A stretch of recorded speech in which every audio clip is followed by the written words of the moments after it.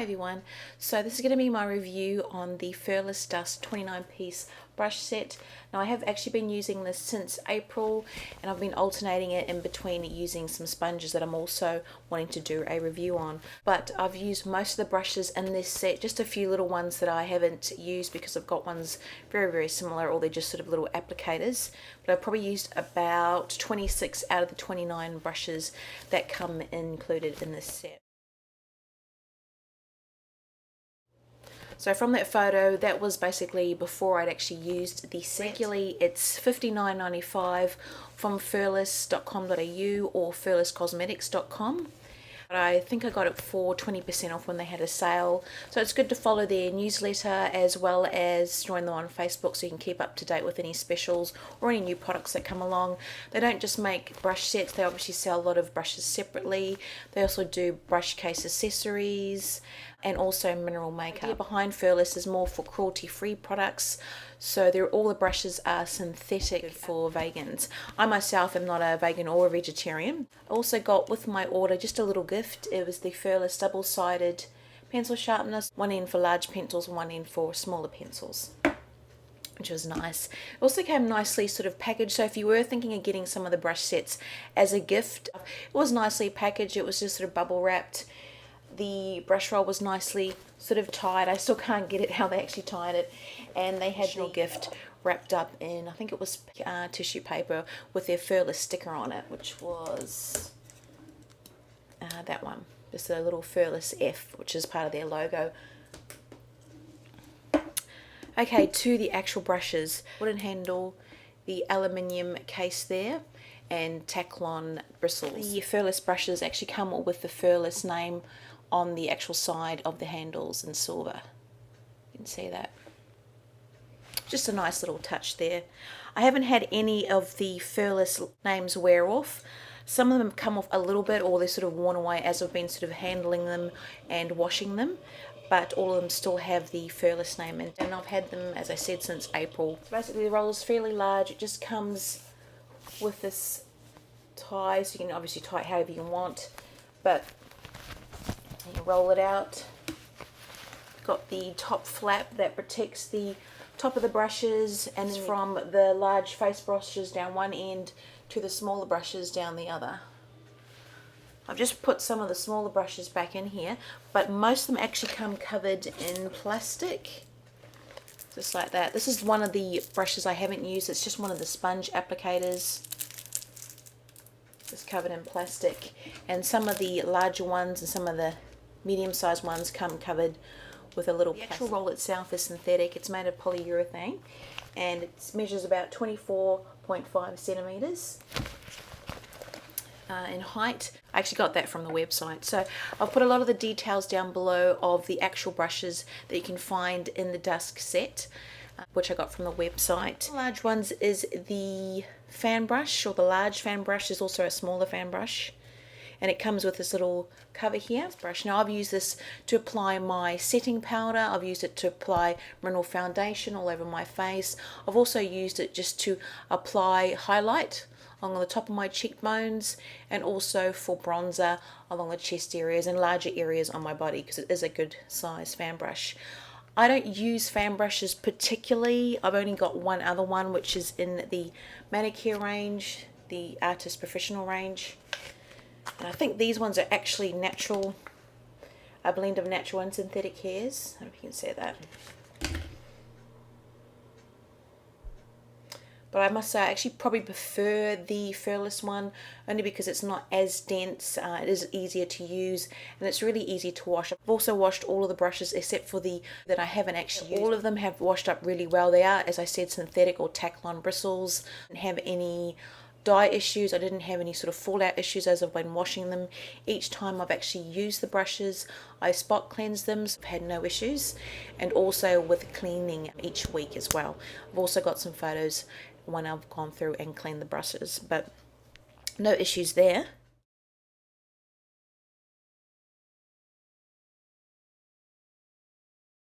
Next one is a large flat top brush, or face brush, powder brush, whatever you want to call it. Also got the logo on the side. This one is beautifully soft. It is very, very, very soft, and it's kept its shape. Some of the brushes, when I've been drying them, I've actually used my brush guards, which are these sorts of things here. But with most of these brushes, even if I haven't used brush guards to help them dry or keep their shape, I haven't had any issues with them sort of splaying out since I've been using them. But this is really, really soft. It's a lovely flat top. I've used this for bronzer, for my face powders, mineral powders, and setting powders as well. I prefer it to be a little bit more denser for using mineral makeup, but I've still been using it fine for my mineral makeup, but I do prefer a much sort of denser brush. My similar brush I've got to this flat top one is the e.l.f. Powder brush. E.l.f. one's a little bit shorter. And other sort of flat top foundation brushes I have are the Royal Nickel and the Sigma ones. But these are a lot denser. These are pretty good for, I find, for liquid foundation. I do prefer these less dense ones more for powders. Next one is a large powder brush. Again, very, very soft, and as you can see, fairly dense, and all the bristles spring back nicely, and this has been washed several times now, as well as spot cleansed. And I shampoo them with either baby shampoo. I've also got the e.l.f. cleanser, or just a gentle natural shampoo. Similar one to that I've got is probably my Sports Girl brush, for those of you in Australia. Quite similar. I do find that the Furless one's a lot softer, and also something like my Nude Minerals brush as well. This is actually very, very soft, but these are dense enough, I find, to apply not just bronzer or powders, but to apply mineral powders as well. And I must say, I do love the longer handles on the actual brushes. Most of my other brushes are shorter than the Furless ones, or at least the larger face brushes, and I actually do like that. Some people might not like that for sort of traveling, if they just want to take a selection of brushes with them, because they are fairly long. But if you are taking the whole roll, then it won't really matter.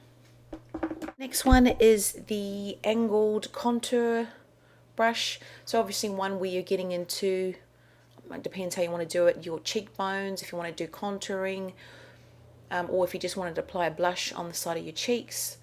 This is a good one. This is, say that. Again, very, very soft. And it's held its angle really nicely as well since I've been washing it. Similar ones that I have that are the angled is the Manicare Professional one there. And this is, I'll put the number down below, which brush it is. And that's just a Scandal one, which I think is a Korean sort of brand as well. It's got the similar arch, or the angle, but again, as you can see, the Furless one is much longer, but it's still very, very light. And the next one is another face brush or powder brush. I suppose it's a little bit more clipped, so it's a little bit more like a paddle brush, or the closest to a paddle brush in this set. You can see that. So in comparison to the other face powder brush, you can see that on the side, it's obviously clipped there. The most similar one that I have is the e.l.f. complexion brush. Unfortunately, I don't have any MAC brushes to compare these two. They're just way too expensive in Australia. Again, the e.l.f. ones are Taklon bristles, but I actually find the Furless ones a little bit softer.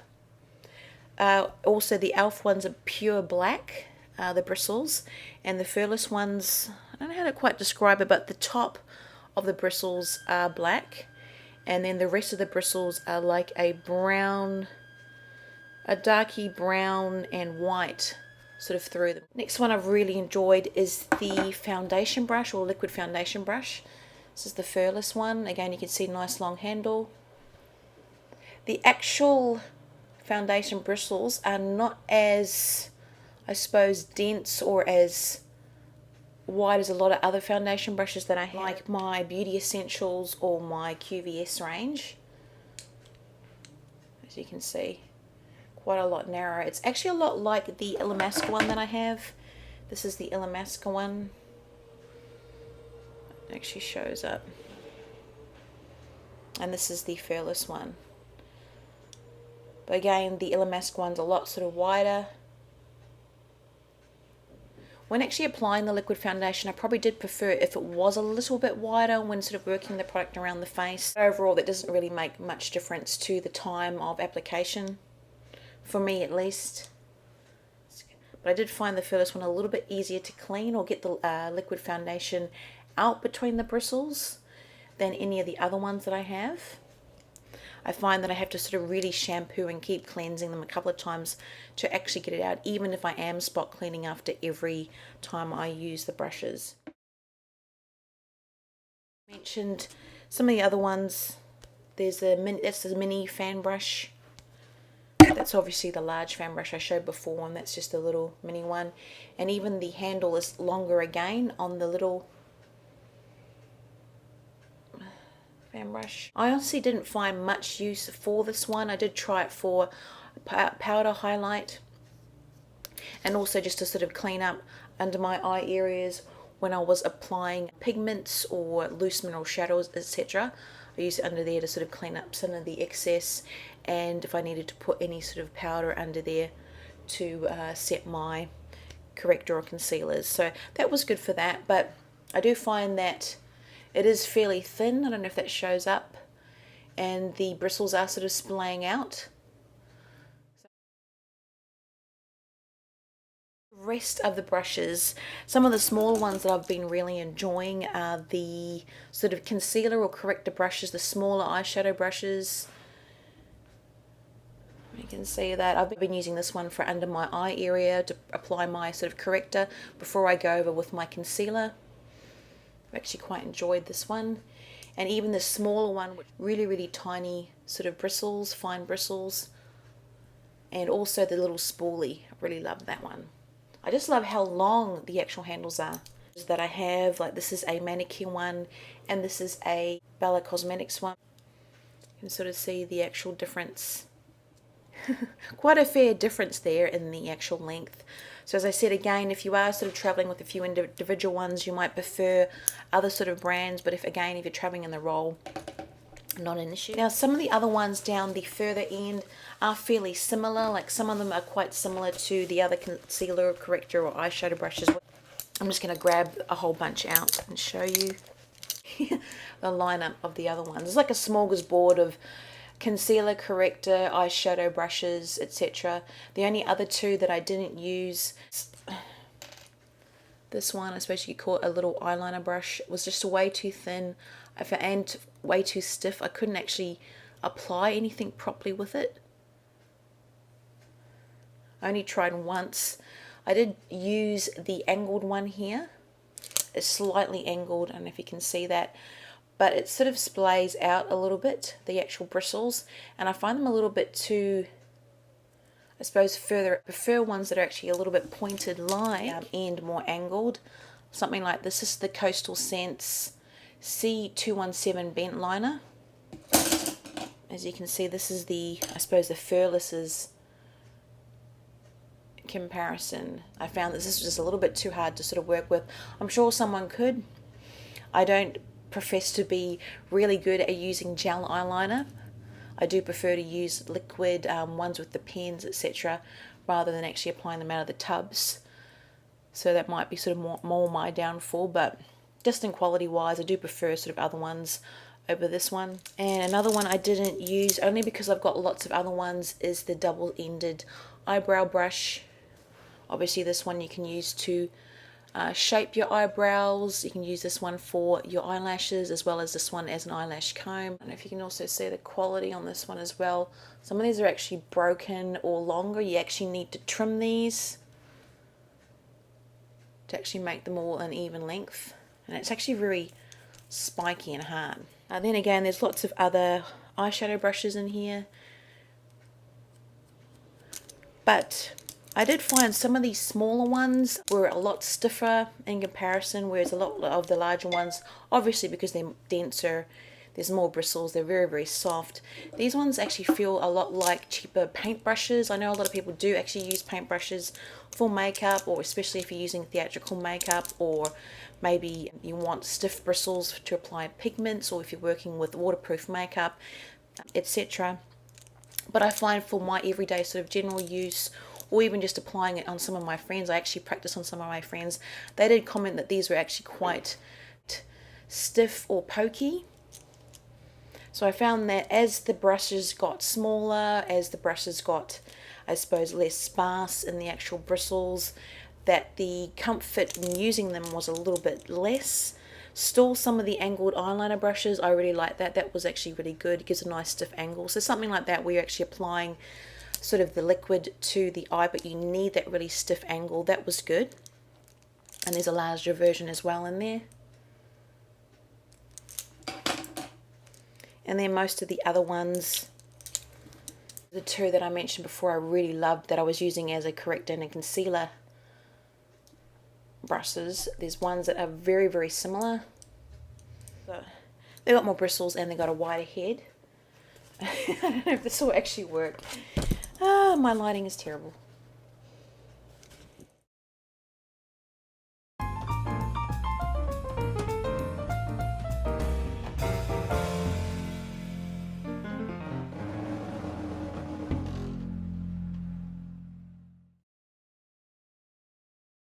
The larger face brushes I couldn't really fault.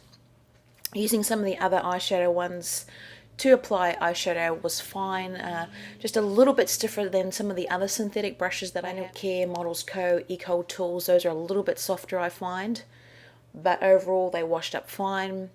I do like the handles, I like the length of the handles.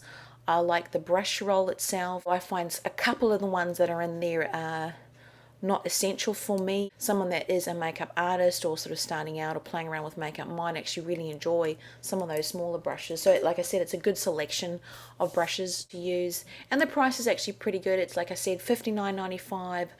Normally, if you keep your eyes out, if you're subscribing to the newsletter or keeping an eye on them through Facebook, every now and again they'll come up with specials as well if you want to pick it up then. The shipping's pretty reasonable as well. I think I paid about $8. It only took a couple of days to get the actual goods. I'm in New South Wales though. And the little pencil sharpener gift, so that was a nice little touch. Great products for vegans, vegetarians, or anyone that's wanting cruelty-free brushes, makeup, accessories, etc. So a good little website there. So hopefully the review was helpful. I do think it's worth the money in comparison to some other brands that might be a little bit more. Like I said, I can't afford a lot of the large face brushes for MAC in Australia because they're just so expensive. I wouldn't even get one large face brush for the price of the entire roll. Again, of course, you can get cheaper sets on eBay and others as well, but again, I can't speak for their quality. Check out the website, see if there's anything that you like, and I'm definitely not sponsored or affiliated with Furless, just my own personal opinion. Take care.